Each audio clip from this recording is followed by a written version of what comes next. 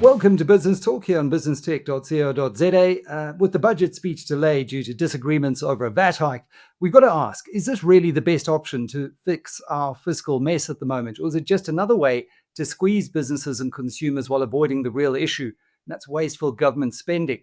We know for small and mid-sized businesses, cash flow is already in crisis. They barely have enough in their accounts to cover that 15% VAT obligation. Now government wants 17%. Customers don't pay on time. And then the biggest irony of VAT is that SARS expects VAT on invoices issued, not cash received. So if your clients haven't paid you, well, tough luck. The taxman still wants his cut. Well, to read the fiscal tea leaves, we're joined by Tertia Jacobs, Treasury Economist at Investec. Tertia, great to have you on the program. Let's just get straight into it. The postponement of the budget over this VAT impasse. Should the government go ahead with raising VAT? And if not, what are the alternative options to improve fiscal sustainability? Such an important question, Michael. So I think the first issue that you hit the nail on, there's an increase in spending, but all of it is allocated towards current spending, which doesn't really lead to faster growth. You'll see that National Treasury has actually left its GDP growth forecast for this year basically unchanged from 1.8 to 1.9%. So there's not a multiplier. In fact, it's more of a redistributionary effect.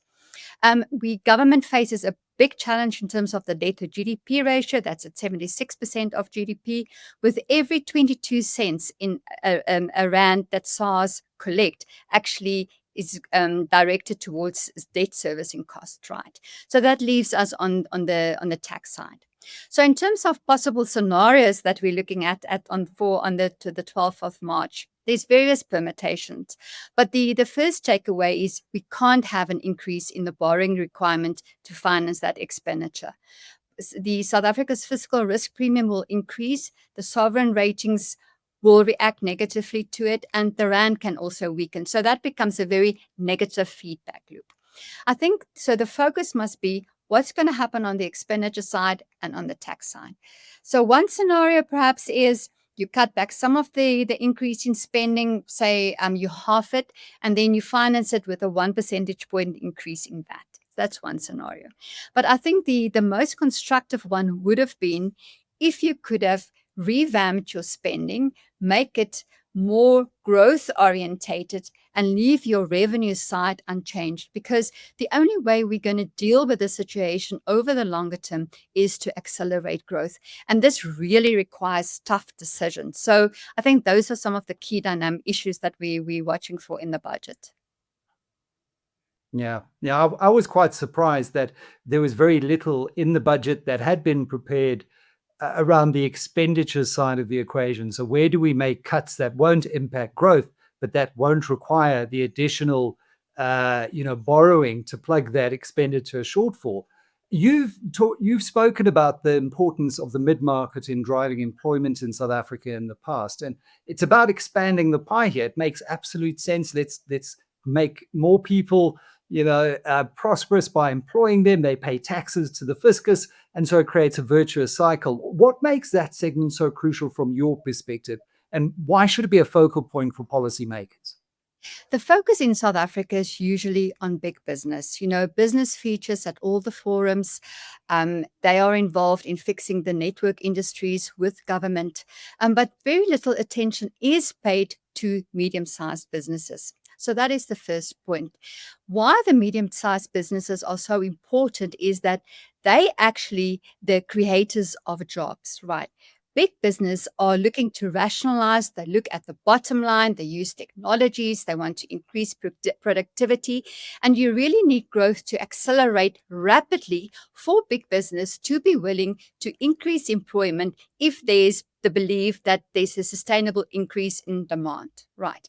But where South Africa is right now, we're really struggling to get growth going. We're struggling to get it over the line of 2%, which means that your medium-sized businesses are all the more important. So there's a couple of things that can be done. So first of all, it is actually deregulation, because the operating environment for the medium and the small sized businesses are very challenging. And things, for example, that you can focus on is these economic special zones or export zones, right, where there's certain tax deductions. That can actually be more focused on. Other things, for example, is, also for medium-sized businesses, a lot of the investment is coming from government departments, right? And we know that there are challenges. So you actually need to decentralize and involve municipalities where we know there's also challenges. And then you can also ease like labor regulations, right? And for smaller businesses, you can even perhaps, adjust the minimum wage. So there are a couple of things that can be, done. I think then the next issue basically is, and this is where South Africa is really struggling, is, a medium-sized business it doesn't just happen, right? It's usually a small business that starts with 2 or 3 people that grows, right? And in South Africa, so this is where the entrepreneurial side is coming in. And when you look at South Africa, especially in the informal sector, all these guys the vendors sitting on street corners trying to sell fruit and vegetables, their fed cooker and so on. I mean, we've heard amazing stories about the cash flow that some of these businesses generate. But a lot of these businesses need to get the opportunity to start growing. And I think the difference perhaps comes in here is that sometimes we try to throw money after a small company that has got nothing to show for it. So you actually have to see a small business that has been established. So I think there are many things that this government can do to create a more enabling environment for, SMEs. And it's so true, because not every small business, not every entrepreneur is cut out to become a high growth mid-market business that can scale readily. So, what are those barriers in the SME ecosystem that prevent those kinds of businesses from scaling? And one could probably talk about exchange controls and, where IP is located and all of those things. But there are solutions. Back to creating employment. Often government will point to government employment programs that tend to create short-term jobs, but they fail to really expand the workforce meaningfully. Why is this approach problematic, and what would a more sustainable investment in skills development look like? Again, pertinent question. Look, there's definitely a place for government job creation programs, right? But it is hard. Over the past few years, we've had this presidential employment creation, and the president has flagged, I think it's created like 400,000, 500,000 jobs. But what we also know is that youngsters are struggling to get jobs because they don't have the experience. And many times in many of these employment creation programs, there's no training per se, right? Say, for example, the youngsters that may have joined some of the school programs, right? Are they really learning? Are they making a difference? Are they getting prepared to go into another job? So that's the first one. I think where there could be a bigger focus, for example, is where youngsters go and study. It's trading jobs where they study for 6 months and then go and work in that specific sector for 6 months, where they then get on the job training. So then they actually work in the industry where they're interested in, they get experience, and the company can also see whether this is a person they like to employ. So I think that can perhaps also be one of the angles to be pursued. It's one of my personal pet peeves. What we get as business in exchange for the 1% that we pay as a skills levy, if you look at what the seaters, which are supposed to address some of these issues, are delivering, we know they're not working, and they're mired in dysfunction and corruption and all of those things. But we've got to harness that potential of the youth. We're sitting with record high youth unemployment, above 60%, and it really is a ticking time bomb. So the October MTBPS stated that National Treasury will investigate CETAs and the skills levy because it's huge amounts that actually go into it. So we were waiting for some kind of an announcement in the February budget, and that was also not forthcoming. So that's also one of the expenditure lines that go into the expenditure, where we actually need a major revision and a rethink of some of these expenditure programs that go into this massive increase in government spending. Yeah, yeah. Are you getting that bang for taxpayer buck? And this is the moment. We can't continue to kick the can down the road. The difficult choices have arrived. They have to be made. I think, especially at local government level, and we feel it. I live in Johannesburg, and it really every corner now you just see a hole that could, you could drive a car into, which isn't attended to for sometimes months on end. What opportunities do you see for the private sector to come in to collaborate with local governments and municipalities? And do you think this could be meaningfully addressed in this upcoming budget? So, government has actually been reviewing, for example, the conditional grants of that they pay to local authorities, which amount to roughly 54 billion rand or so. They're trying to link it or make it more performance based. But the key issue here is that municipalities are actually failing South Africa. When you look at the Auditor General's report, when you look at the fact that revenue collected from water and electricity services are not reinvested, it doesn't go into maintaining the infrastructure. So there's also a shift towards ring fencing those revenues. And I think this is where the opportunities for the private sector partnerships are coming in. Because, for example, in fixing non-revenue water, where there's water leakages, bulk water, treatment of waste. So that is where the opportunities are going to be. And there's a big focus on it. And that is where, Treasury in conjunction, for example, with DBSA, are looking at the public sector private participation framework to make it easier for the private sector to become involved. Lately, they have announced, that unsolicited bids of 2 billion rand will be accepted. That is a big improvement. And there will be a faster turnaround time to get the private sector involved. But I think the key issue here is that we must understand the local authority must also be willing to embrace the private sector. And the private sector will obviously cherry pick those local authorities where they can see there is a willingness, where they're trying to clean the streets, that kind of dynamic. But that is where the big growth area will become. And then another aspect, for example, in the conditional grants, will National Treasury be able to ring fence the conditional grants and allocate it to the private sector that comes in to fix a certain service? So we're waiting to see how that is going to be involved. But it's certainly a big growth area because, municipalities and the government and the SOEs, their backs are actually against the wall now.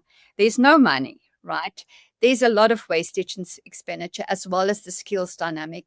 So, and I think this is also why this reform process is so slow, because of resistance in some areas. Yeah, you've got to have an administration politically that wants to work with the private sector. And I travel between the Western Cape and Joburg all the time, and you just see it's night and day in terms of the approach in the Western Cape and how it's partnering with the private sector and the ability to then spend and provide services to citizens versus what we see in Johannesburg, for example. I was chatting to the CEO of Astral, Chris Skitter, about what's going on in Standerton and the Lekwa municipality. Broiler with 800 employees, 800 people, is really at threat of closing down because it can't get water to the broiler. And these are real concerns for business. And, when it comes to reform, I was listening to all of the reasons given for the VAT increase and trying to justify it post that non-budget.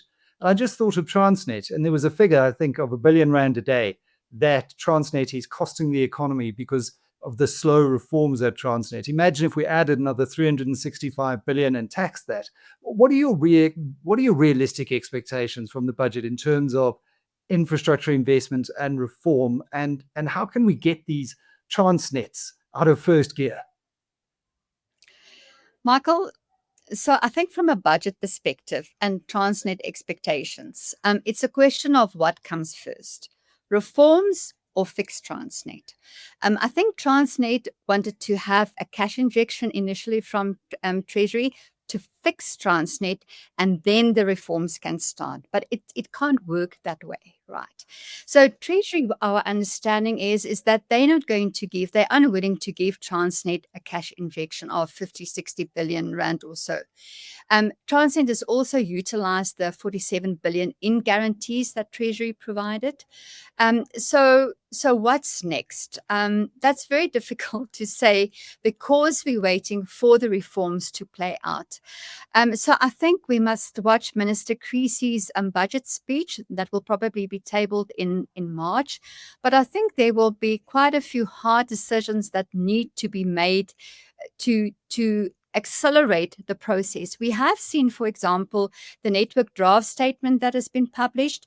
We're waiting to see how some of the allocation, and the split in Transnet freight between the infrastructure manager and the freight manager, where the rail manager, where the private sector will be involved and Transnet will have to compete with the private sector.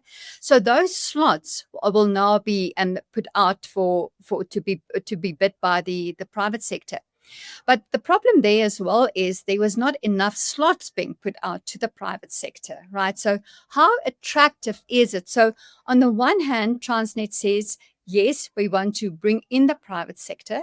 But on the other hand, they make it difficult for the private sector to get involved. So I think we need to overcome those obstacles if we truly want to see progress.